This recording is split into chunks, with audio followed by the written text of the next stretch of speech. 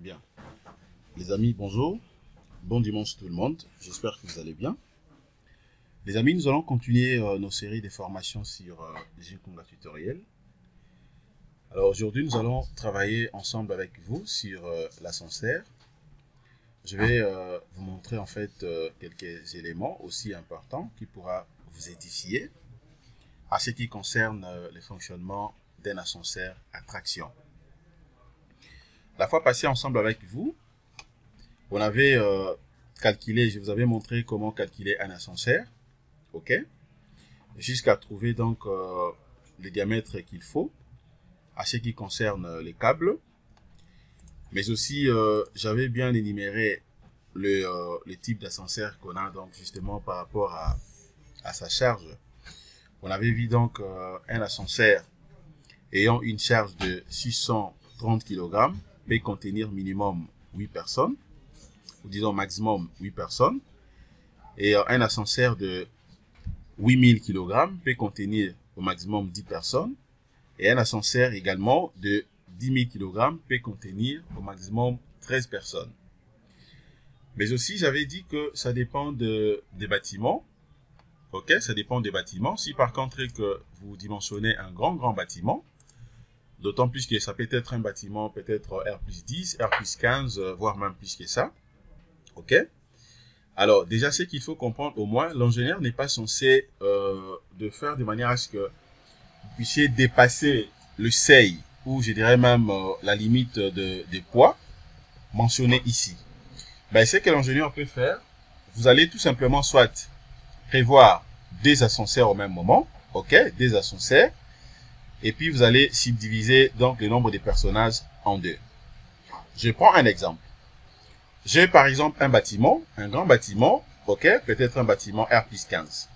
Ok, donc je prends ça comme ça, R+15. Bon, supposons que c'est R+15. Ok.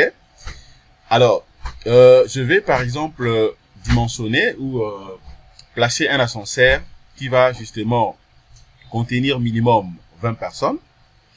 Alors, ce que l'ingénieur est censé de faire, voire même l'architecte pendant déjà dans la conception, l'architecte doit veiller à ce que vous puissiez avoir minimum des ascenseurs de 800 kg. C'est-à-dire, j'aurai un ascenseur, par exemple, ici, ok, bien sûr, selon la conception de l'architecte, qui va contenir justement 10 personnes. Ça sera donc un ascenseur de 800 kg. Et puis, de l'autre côté également, je prévois un autre ascenseur de 800 kg. Ok, donc c'est-à-dire que c'est juste question maintenant de faire l'addition du nombre de personnes ici. Donc, c'est-à-dire de 800 kg ici, j'aurai 10 personnes. De l'autre côté également, j'aurai 10 personnes. Donc, le total maintenant me fera donc 20 personnes. Vous voyez? Me fera donc 20 personnes. Donc, c'est comme ça qu'il faut réfléchir. Puisque si par contre que vous voulez placer par exemple des ascenseurs dans le sens où vous prenez un ascenseur de 1000 kg et puis un autre ascenseur soit de 630 kg, déjà le nombre de personnages sera au-delà de ce qu'il faut. Ok? Ici, je parlais bien sûr de 20 personnes, mais vous allez voir ici que si je prends 13 plus 8, ça me fait donc 21, donc je vais dépasser. La raison pour laquelle ça vaut la peine de prendre que 10. Ok? Donc des ascenseurs de 800 kg et de l'autre côté aussi de 800 kg. Voilà. Maintenant, les amis, ce que nous allons voir tout à l'heure dans cette formation, je vais vous montrer un artiste, aussi un élément important, comme je l'avais dit au début. Nous allons voir ensemble avec vous comment fonctionne un ascenseur à traction. Ok? C'est-à-dire, quand je dis ascenseur à traction, vous comprenez directement qu'il s'agit d'un ascenseur donc à traction à câble. Comment fonctionne cet ascenseur? À la fin de cette petite formation, je vais mettre donc une vidéo qui pourra expliciter en fait tout ce que je vais dire durant cette formation.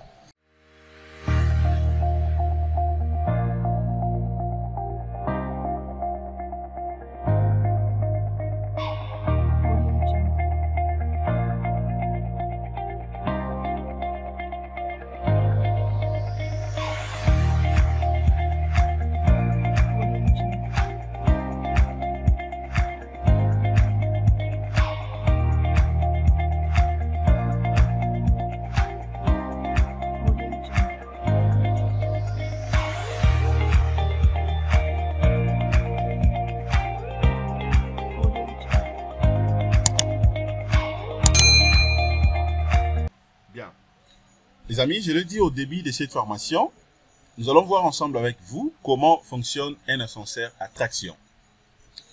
À l'entrée des jets, j'aimerais d'abord entrer au débit par rapport à ce que je vous avais montré la fois passée.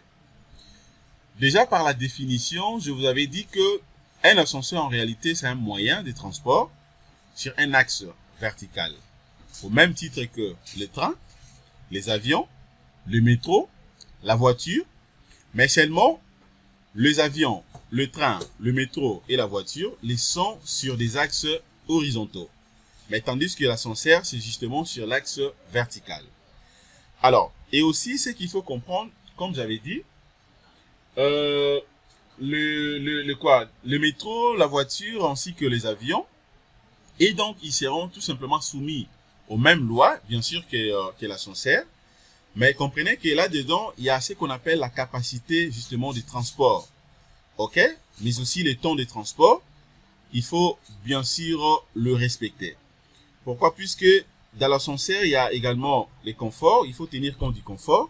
Il faut tenir compte aussi des capacités de transport, le temps justement de transport, l'attente et aussi saturation, c'est-à-dire quoi? La saturation, mais aussi la sécurité. Un ascenseur sans sécurité, c'est un ascenseur pourri. C'est un ascenseur qui n'a pas droit d'être. OK? Voilà. À ce qui concerne maintenant sa technicité. OK? Techniquement, ce qu'il faut comprendre, c'est tout simplement, OK? C'est une cabine supportée justement, supportée bien sûr comme je l'ai dit, dans une structure parallélopipède appelée étrier. OK? Là, c'est justement, c'est par rapport à la fonctionnalité d'une manière globale d'un ascenseur. Mais cependant, par rapport aux normes, il y a des valeurs déjà bien définies, selon bien sûr les normes. Par exemple, ici, vous avez dans le valeur normalisée des charges et de vitesse sont définies par la norme NF ISO 4190 et puis -1. Comme j'avais dit la fois passée, vous avez dans la vitesse, mais aussi les poids. OK? Alors, regardez ici. Quelque part ici, je parlais de la capacité des transports et le temps de transport. Le temps de transport, c'est très important. Le temps de transport, c'est très important pour aussi un ascenseur. Puisque, regardez par exemple ici la vitesse. Vous avez donc différents types de vitesses. Il y a la vitesse de 0,63 mètres par seconde. Il y a 1 mètre par seconde. 1,60 mètres par seconde. Donc, ça dépend. Ça varie exactement. Mais cependant, à ce qui concerne maintenant les types d'ascenseurs, je vous avais dit la fois passée que nous avons en réalité deux grands types d'ascenseurs. En réalité, nous avons deux grands types d'ascenseurs. Nous avons premièrement ce qu'on appelle l'ascenseur à traction. OK? L'ascenseur à traction, d'autres personnes disent que c'est un ascenseur mécanique. Et aussi, il y a ce qu'on appelle l'ascenseur hydraulique. Deux types d'ascenseurs. L'ascenseur à traction et l'ascenseur hydraulique. Alors, ce qu'il faut comprendre également, l'ascenseur à traction, c'est ce qu'on appelle donc un ascenseur à câble. Généralement, on dit l'ascenseur à câble de traction. OK? Ce type d'ascenseur, c'est ce qui domine beaucoup plus les marchés, puisque vous allez comprendre que l'ascenseur à traction, vous pouvez le réaliser, l'utiliser, même si vous construisez de grands bâtiments, des gratte-ciel, des bâtiments qui vont même au-delà de, prenons par exemple 20 mètres, donc disons comme 20 niveaux, R plus 20, R plus 25, R plus 15, R plus 10, ainsi de suite. Mais tandis que un ascenseur hydraulique est limité. L'ascenseur hydraulique, généralement, est le maximum bien sûr par rapport à son hauteur, ça va peut-être jusqu'à une hauteur peut-être de 18 mètres. OK, de 18 mètres, c'est-à-dire que vous pouvez le réaliser pour des bâtiments n'ayant pas vraiment de plus grande hauteur, mais à la limite au moins un bâtiment R plus 3, R plus 4, R plus 5, voilà, donc ça peut facilement aller. OK? Mais tandis que pour de grands bâtiments, c'est beaucoup plus conseillé d'utiliser un ascenseur à câble de traction. C'est beaucoup plus avantageux. Alors, maintenant, à ce qui concerne le point dont je viens de parler tout à l'heure, je vais rentrer d'abord ici. Déjà, les amis, il faut comprendre également que l'ascenseur à traction n'est pas seulement ce que vous voyez ici. nous avons en réalité trois types d'ascenseurs qu'on peut justement trouver dans la globalité d'un ascenseur à traction. Premièrement, regardez comment se présente un ascenseur à traction. Voilà. Dans un ascenseur à traction, se présente de la manière suivante. Ascenseur à traction à câble.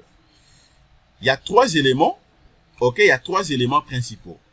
Premièrement, vous avez ce qu'on appelle les treillis. Ok. Vous avez dans les treillis. Je crois que je voulais montrer au début ici. Vous avez les treillis. Donc c'est ça. C'est la même chose. Et après ça, vous avez également les câbles. Vous avez les câbles. Et enfin, de l'autre côté, vous avez maintenant ce qu'on appelle justement les contrepoids. Ok, vous avez les contrepoids. Maintenant, à ce qui concerne le dimensionnement, il faut comprendre au moins que dans les dimensionnements, ce que l'ingénieur est censé dimensionner ici, eh ben, c'est tout simplement les câbles. Mais néanmoins, l'ingénieur doit au moins savoir également le poids de la cabine ici. Raison pour laquelle, pendant les dimensionnements, je vous avais montré déjà comment trouver dans le poids. Attendez, je peux rentrer encore là-bas. Ok. Je vous avais montré comment trouver les poids. Ok. Les poids est fonction du nombre de personnes. Dans notre cas ici, on avait opté pour 8 personnes. On avait pris donc le poids de 630 kg. Alors, une fois calculé avec ce poids, ensemble avec vous, on avait trouvé également le diamètre des câbles. Ok, le diamètre des câbles qu'on avait trouvé, c'était donc, attendez, je peux encore vous montrer ça rapidement. Voilà, on avait trouvé un diamètre de 5 cm, bien sûr pour les câbles. Donc c'est les 5 que vous voyez ici, encerclés ici. Voilà, c'est les 5 que vous voyez ici, c'est les 5 qu'on avait calculés. Mais néanmoins maintenant, ce qu'il faut aussi savoir, vous êtes obligé de comprendre tout simplement comment fonctionne les treillis ainsi que les contrepoids. C'est comme je vous avais dit là, dans les contrepoids, c'est très très important, puisque sans les contrepoids, c'est-à-dire l'ascenseur à traction ici, ne va pas fonctionner correctement. Les contrepoids, c'est ce qui fait de manière à ce que la cabine puisse monter et puis descendre pour avoir beaucoup plus de l'équilibre. Donc c'est très très important. Maintenant, regardez de l'autre côté. Le deuxième type d'ascenseur que vous avez ici, il y a ce qu'on appelle l'ascenseur à monteur, attaque directe. Ok, ascenseur à monteur, attaque directe. La différence est que, ici, dans ce type d'ascenseur, vous avez d'abord les câbles. Ok, les câbles est là. Ok. Et aussi, vous avez les contrepoids. Les contrepoids est là. Maintenant, cette fois-ci, vous avez ce qu'on appelle les régulateurs. Vous avez donc les régulateurs. Les régulateurs. Et puis, vous avez également les contrôleurs. Vous avez donc les contrôleurs. Ok. Et de l'autre côté ici, vous avez ce qu'on appelle donc les monteurs attaque directe. J'ai à l'aise, comme je viens de le dire, monteur attaque directe. Voilà. Alors, déjà, ce qu'il faut savoir également, ascenseur à monteur attaque directe, c'est tout simplement, c'est parmi aussi les ascenseurs à traction. Mais comprenez seulement que la seule différence, ici, vous allez voir que vous avez donc plusieurs câbles ici. Vous avez plusieurs câbles. Regardez, ici, j'ai que ça comme câble. Mais de l'autre côté, vous avez plusieurs câbles. Mais dans le dimensionnement, le principe reste le même. Le principe de dimensionnement reste le même. Mais cependant, il y a présence également des régulateurs. Les régulateurs ici, c'est quoi? Le régulateur consiste tout simplement à réguler en fait le câble que vous voyez ici. Ok? Pour une bonne fonctionnalité. Ok? Mais le contrepoids est toujours là. Vous avez les contrepoids, donc le rôle du contrepoids reste le même. Mais aussi, vous avez les contrôleurs. Les contrôleurs ici aura donc rôle principal, c'est tout simplement pour contrôler la manière dont la cabine, ok, va donc fonctionner entre dans la cabine et le contrepoids. Ok? Alors, mais à ce qui concerne maintenant l'utilisation, il faut savoir que si par contre que vous avez de grands bâtiments, des bâtiments vraiment très immenses, ok, c'est beaucoup plus conseillé d'avoir ce type d'ascenseur. Ou carrément, vous voulez maximiser tant soit peu, ok, peut-être le nombre de passagers, tout en respectant bien sûr le poids exigé tel que je vous ai montré au début. Eh bien, c'est beaucoup plus conseillé d'utiliser l'ascenseur à monteur attaque directe. Puisque regardez ici, donc, il y a un renfort total à ce qui concerne même les câbles ici. Puisque là, vous avez plusieurs câbles. Vous voyez, donc c'est vraiment renforcé. OK? Et puis, vous avez le troisième type ici d'ascenseur qu'on appelle justement ascenseur à moteur treillis. Ascenseur à moteur treillis, donc c'est exactement presque la même chose que le premier type que je vous ai montré ici. Il n'y a rien qui change là-dessus. Donc, après maintenant le deuxième, vous avez donc le troisième type d'ascenseur. C'est ce qu'on appelle ascenseur à moteur treillis. Donc, les fonctionnalités ici restent le même. Rien ne change. C'est exactement comme l'ascenseur à traction à câble. C'est presque la même chose. Pratiquement la même chose. OK? C'est la même chose. Puisque là, vous avez également le treillis. Vous avez donc les câbles ainsi que le contrepoids. OK? Le dimensionnement reste le même. Dans le dimensionnement, en tout cas, il n'y a rien qui change ici. Comme je viens de le dire, la différence seulement avec l'ascenseur à moteur à TAC direct, c'est que à ce niveau ici, vous avez donc plusieurs câbles. OK? Alors, supposons par exemple, après les dimensionnements, je trouve donc le diamètre des câbles ici, de 5 cm, comme on l'avait trouvé ici. C'est-à-dire qu'à ce niveau maintenant, ce que je vais faire ici, donc je vais tout simplement dupliquer le diamètre trouvé de l'autre côté ici. OK? Je duplique ça. Donc, ne soyez pas étonnés si par contre que vous voyez quelqu'un, une autre personne, parler d'un ascenseur à moteur à attaque directe, ou bien un ascenseur à moteur treillis, ou bien un ascenseur à traction à câble. Donc, comprenez seulement que c'est un jeu de mots. Il faut savoir seulement la différence se situe tout simplement peut-être à ce qui concerne les éléments, OK, comme je viens de mentionner ici. Mais par rapport à sa fonction, par rapport au fonctionnement, en tout cas, il n'y a rien qui change. Il n'y a rien qui change puisque l'option reste en tout cas la même. Donc voilà les amis, c'est ce que je voulais déjà vous montrer concernant cette petite vidéo. Je pense que vous avez très bien compris comment déjà donc dimensionner ou je dirais même calculer l'ascenseur à traction. OK? Alors maintenant, je vais vous balancer une vidéo. Suivons donc ensemble cette vidéo qui pourra vous donner une idée claire sur comment fonctionne un ascenseur à traction. Et je reste convaincu qu'une fois que vous allez suivre cette vidéo, ça va vraiment vous aider pour bien comprendre comment fonctionne un ascenseur à traction. Mais néanmoins, avant de passer à la vidéo, voilà. Les amis, j'aimerais qu'on essaie un peu de voir également quelques notions ensemble avec vous. Par exemple, ici, vous avez donc les ascenseurs à traction à câble. La description. Les ascenseurs à traction à câble sont donc le type d'ascenseur que l'on rencontre le plus normalement. OK? Donc, le plus, notamment dans le bâtiment, OK? Tertiaire. C'est comme j'avais dit exactement. Ce sont deux types d'ascenseurs qu'on rencontre souvent. Alors, par rapport aux différents types, ils se différencient justement entre eux selon bien sûr les types de motorisation. Vous avez premièrement ce qu'on appelle l'ascenseur à traction, bien sûr, mais à moteur treillis, OK, vie sans fin. Deuxièmement, il y a à moteur à treillis planétaire. Il y a aussi à moteur à TAC direct, couramment appelé justement gearless ou également sans treillis. Exactement, donc c'est les trois types d'ascenseurs que je vous ai montré ici, dans les trois ici. OK? Alors, on va voir maintenant quels sont les avantages et les inconvénients de ces types d'ascenseurs. Avantages et inconvénients. Ci-dessous, donc, on trouvera les principaux avantages et inconvénients des ascenseurs hydrauliques. Ça, c'est pour l'ascenseur hydraulique. Donc, je mets ça d'abord entre parenthèses. Alors, de l'autre côté, vous avez donc, voilà, donc quels que soient les types les ascenseurs à traction à câble comprennent généralement, premièrement, vous avez donc une cabine, OK? Donc ça, ce sont des éléments nécessaires, des éléments donc qu'on ne peut jamais manquer dans un ascenseur à traction à câble. Il y a d'abord une cabine, vous avez également un contrepoids, OK? Vous avez donc des câbles reliant la cabine au contrepoids. Vous avez également des guides. OK? Des guides, par exemple, pour les deuxième type que je vous ai montré ici. Donc, tout ça sont des guides, hein, régulateurs. C'est un guide. Et puis, vous avez également des contrôleurs aussi, sont des guides. un système de traction au-dessus de la cage de l'ascenseur où se trouve donc l'ascenseur en question. OK?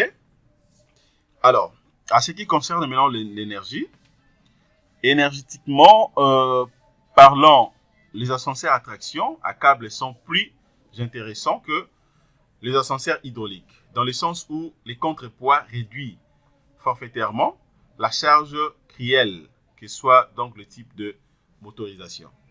Donc c'est pour dire quoi ici? C'est comme j'avais dit au début, l'ascenseur à traction est beaucoup plus avantageux qu'un ascenseur hydraulique. À ce qui concerne aussi l'utilisation, ou je dirais même l'usage, puisque l'ascenseur hydraulique prend beaucoup d'énergie. Mais tandis qu'un ascenseur à traction à câble, déjà vous allez comprendre que les contrepoids jouent un rôle très important, puisque ça réduit, ok? Ça réduit directement donc la charge réelle, quel que soit bien sûr le type de motorisation. Ok? Regardez donc le fonctionnement à partir d'ici. Ok? Alors, je peux également anticiper, pour essayer un peu de lire ensemble avec vous, quelques avantages. Ci-dessous, on trouvera les avantages, les principaux avantages et inconvénients des ascenseurs hydrauliques. Voilà. Là, maintenant, je vais anticiper pour un ascenseur hydraulique. L'avantage, ok? Courte, verticale, pas vraiment limitée. Suivant le type de motorisation, précision au niveau justement de la vitesse et du déplacement. Vous avez également surtout la rapidité des déplacements. Ça c'est sûr, ça c'est vrai pour un ascenseur hydraulique. C'est tellement rapide, puisque c'est hydraulique, non? Ok, donc la rapidité des déplacements. Vous avez donc l'efficacité, ok, énergétique importante. Pas de soucis de pollution. Inconvénient, en version standard, nécessite tout simplement, ok, un cabanon technique en toiture, exigence très importante sur l'entretien. Mais aussi, il faut ajouter également, il y a un petit souci à ce qui concerne l'énergie, puisque ça consomme beaucoup d'énergie. Ça consomme beaucoup d'énergie, ce qui fait de manière à ce que l'entretien soit beaucoup plus rigoureux. Donc voilà, en fait les amis, c'est que je voulais vous montrer à ce qui concerne les types d'ascenseurs que nous venons de voir ici, sur comment fonctionne un ascenseur à traction. Maintenant, nous allons suivre la vidéo qui pourront justement nous aider aussi de bien comprendre tout ce que je viens de dire. Ok? Donc restez connectés, suivons ensemble cette vidéo.